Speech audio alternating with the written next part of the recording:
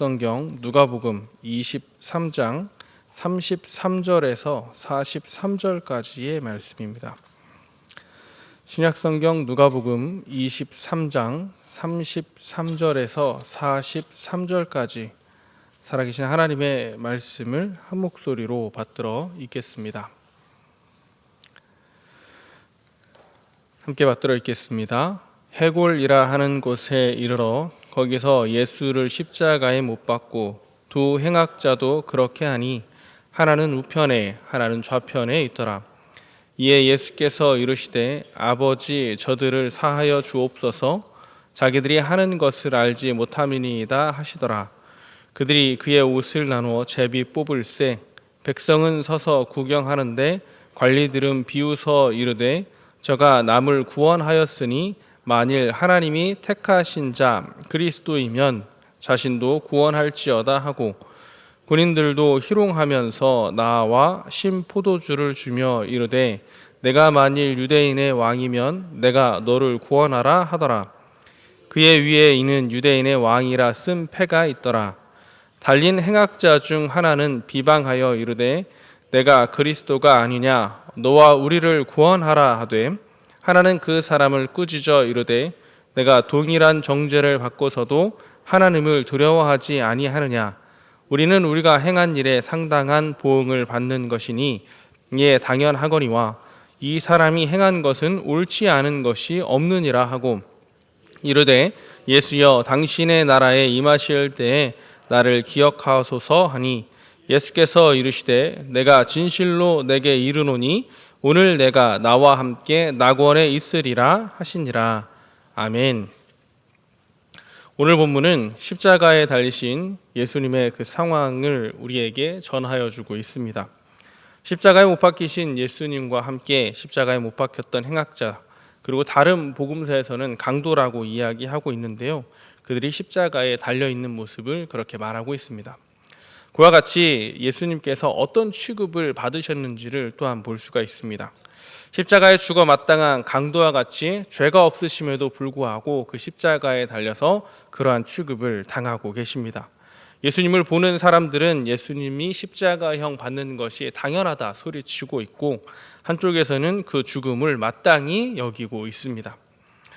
그리고 그 사람들은 구경하고 비웃으며 예수님께서 겪는 그 일들을 정말 구경꾼들처럼 쳐다보고만 있었습니다. 그런데 그 옆에 몇몇 관리들, 유대인의 종교 지도자들은 오히려 거기에 더 들떠서 비방하며 예수님께 스스로 구원하라라고 외치고 있습니다. 그런데 그 옆에 또 다른 무리가 있는데 로마 군인 무리입니다. 그들은 예수님을 보면서 네가 유대인의 왕이라면 스스로 또 구원하라라고 이야기하고 있습니다. 그런데 예수님을 향한 그런 부당한 취급은 거기서 그치지 않고 옆에선 강도마저도 예수님을 향하여서 비방하고 비웃으며 조롱하고 있습니다. 십자가 사형을 집행하는 군인들이 그렇게 희롱하면서 예수님에게 신포도주를 주었다라고 말하고 있습니다. 그런데 저는 이 신포도주라고 할 때 그냥 그 신포도주, 고통을 잊게 하는 신포도주 정도로만 알고 있었습니다. 제가 근데 성지순례를 다녀오면서 그리고 이 신포도주가 어떤 의미일지에 대해서 좀 더 찾아보면서 뭔가 다른 부분을 좀 발견하게 되었습니다. 오늘 누가복음에서는 신포도주를 주었다라고만 이야기하고 있는데 마태와 마가와 요한에서는 해면에 신포도주를 적셔서 예수님께 주었다라고 이야기하고 있습니다. 그런데 이 해면이라고 하는 게 무엇인지에 대해서 그 성지에 가서 좀 더 구체적으로 알게 되었습니다. 해면은 우리가 흔히 생각하는 그 스폰지 같은 역할을 하는 것입니다. 성지순례에 가보면 로마인들의 그 도시에 꼭 번창한 도시에는 두 가지가 있습니다. 하나는 목욕탕이고요. 또 다른 하나는 공중 화장실입니다. 목욕탕에 가면 우리 잘 알고 있는 것처럼 커다란 대중 목욕탕이 있고요. 또 공중 화장실이라고 해서 그 당시에 수세식 화장실이 있었습니다. 그런데 그 수세식 화장실에서 뒤를 처리할 때 뭘로 했을까요? 제가 어렸을 때 여전히 기억하는 것 중에 하나가 시골 화장실에 가면 화장실 안에 재래식 화장실 안에 인력이 있었던 기억이 아직도 있습니다. 혹시 인력 기억하시나요? 달력 말고 인력. 손으로 앉아가지고 그거를 박박박박 비비고 있다가 좀 부드럽게 되면 그걸 사용했던 저 또한 그런 경험이 있습니다. 그런데 그 인력 이전에는 뭘로 했었나 이렇게 들어보면 새끼줄을 꼬아서 지푸라기로 일 처리를 했었다고 듣곤 했습니다. 근데 로마인들이 화장실에서 뒤처리할 때는 돈이 있는 사람은 해면으로 뒤처리를 하고 돈이 없는 사람은 달아서 부드러운 도자기로 뒤처리를 했다고 합니다. 그런데 그 해면으로 뒤처리를 할 때 돈 있는 사람이 뒤처리를 했는데 로마 군인이 되고 나면 주어지는 보급품 중에 중요한 보급품이 바로 이 해면이었다고 합니다. 그 해면이 비싼 것이어서 로마 군인들이 어깨춤에 차고 다니는데 이 뒤처리를 하고 그곳에 있는 물이나 식초 또는 소금물에 씻어내고 그걸 늘 가지고 지니고 다녔다고 합니다. 그리고 식초 중 하나는 신포도주입니다. 예수님께서 십자가에 못 박혀 있을 때 로마 군인들이 어깨춤에 있었던 그 해면을 뽑아 해면을 씻어내는 신포도주를 담가서 예수님의 입에 갖다 대었습니다. 예수님이 느꼈을 그 모멸감은 어느 정도였을지를 한번 생각해 보시면 좋겠습니다. 단순히 예수님께서는 육체적인 고통으로부터 오는 감정만을 느끼신 것은 아니었을 겁니다. 자신을 배반하고 떠났던 그 제자들, 또 자신을 향해서 호산나라고 외쳤던 이들이 다시금 예수님을 향하여서 죽이라라고 외치는 저 소리, 마땅히 죽어야 할 사람이라고 보는 그 눈빛, 그리고 그를 향하여서 그리스도라면 스스로 구원하라라고 조롱하는 그 목소리, 그리고 가장 가까이에 있는 정말 죽어마땅한 죄를 지은 강도 한 명이 예수님을 향한 그 비방, 예수님이 느꼈을 모멸감, 예수님이 느꼈을 그 감정은 이루 말로 표현할 수 없을 것입니다. 그런 상황 속에 예수님이 로마 군인들이 전한 그 신포도주, 해면에 적셔서 던진 그 신포도주는 예수님에게 정말 큰 모멸감을 주었을 것 같습니다. 그런데 예수님께서는 그 모멸감 속에서도 분명한 일을 하셨습니다.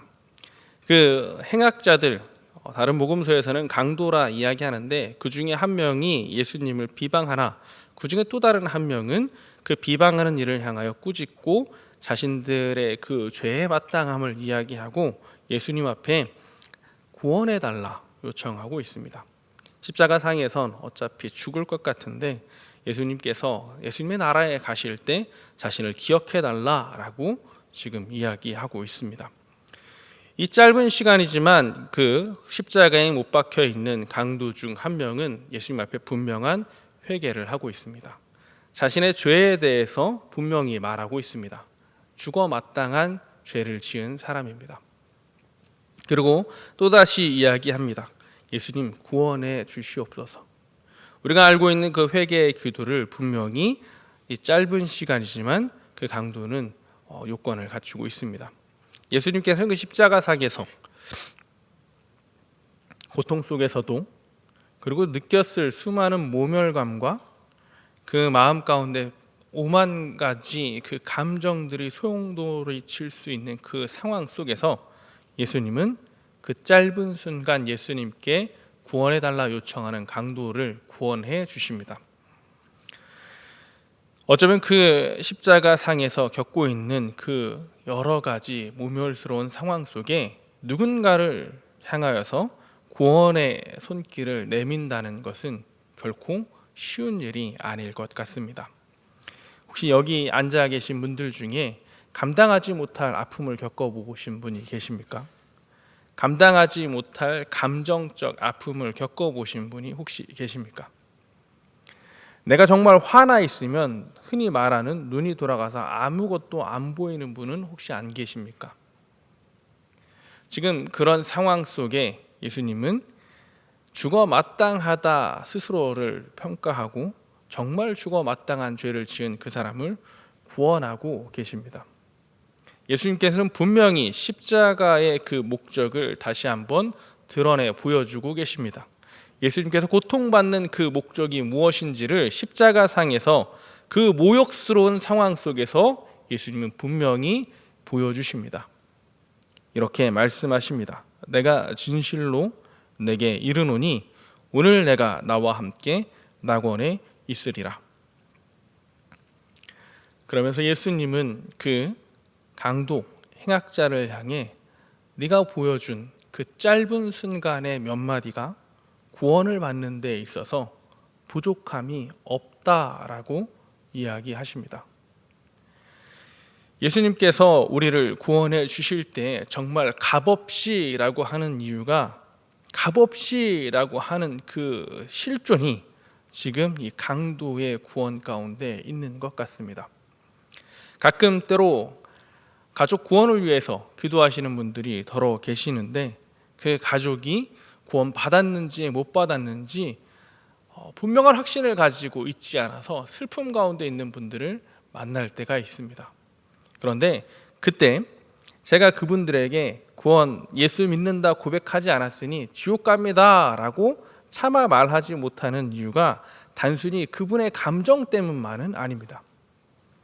예수님께서 이 강도를 구원하실 때 그 짧은 순간에 그 강도의 고백을 구원에 부족함 없다라고 이야기하셨던 것처럼 우리가 알지 못하는 그런 상황들이 그 사람에게 있지 않았을까 하는 생각, 또 다른 기대감 때문에 저는 결코 그리 이야기하지는 않습니다.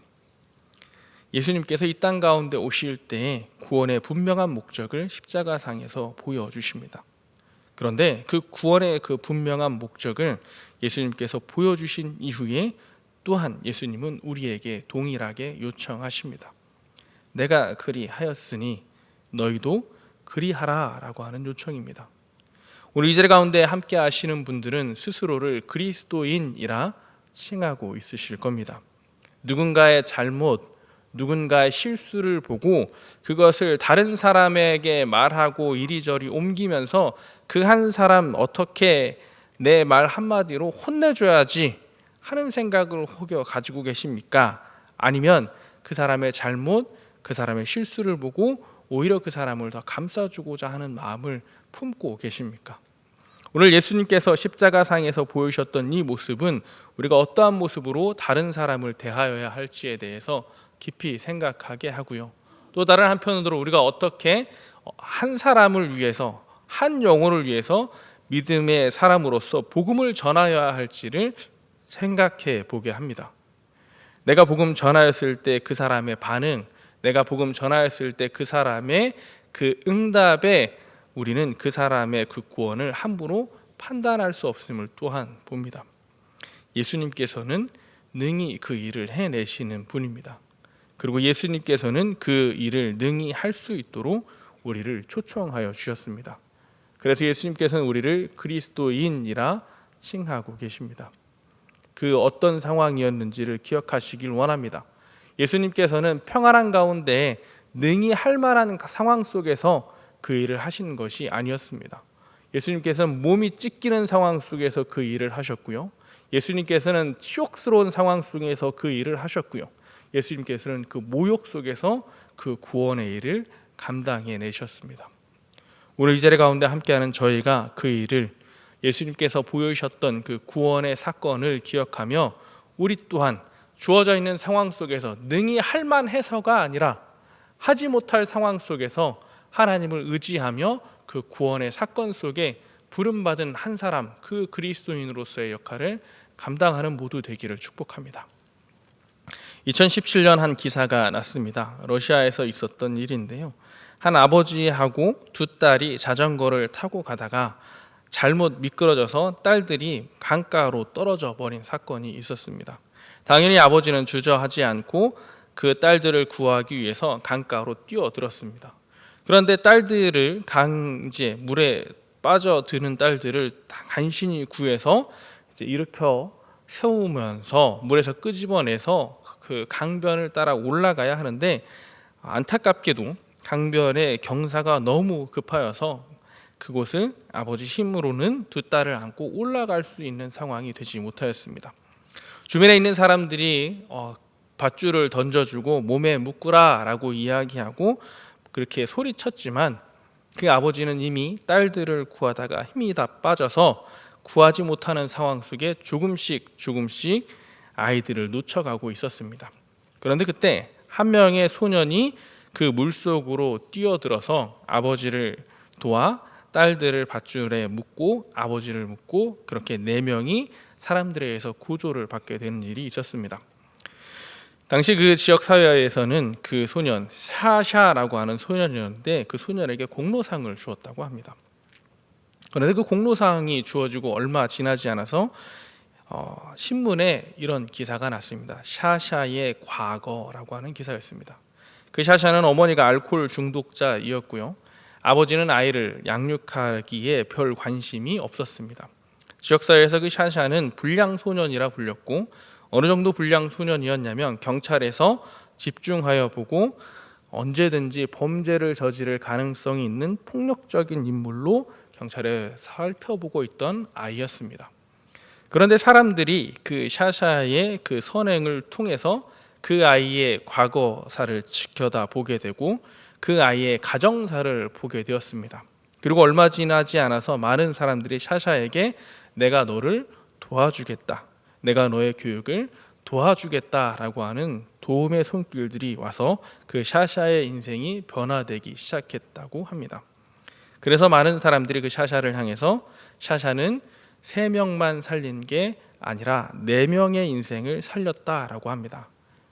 한 명의 아버지 그리고 2 딸과 자신의 인생을 살렸다라고 이야기합니다. 그 아이가 죄 짓는 삶을 꾸준히 살다가 단 한 번의 그 선행으로 그 아이의 인생이 완전히 송두리째 바뀌는 경험을 하게 되었던 겁니다. 그런데 그 아이의 그 선행을 통해서 주변에 있는 사람들이 그 아이의 가능성을 보게 되기도 하였습니다. 오늘 이 자리 가운데 함께하는 저희가 내 주변에 늘 나쁜 짓하고 늘 마음에 들지 않는 행동하고 늘 불평불만스러운 행동을 하고 있는 그 사람을 보면서 저거 안 돼, 그런 마음이 아니라 그 사람의 가능성을 볼 수 있기를 원합니다. 왜냐?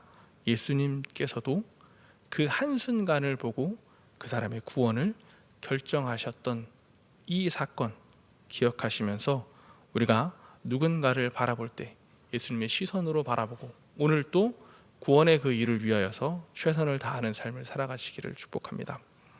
찬송가 147장 함께 하시겠습니다.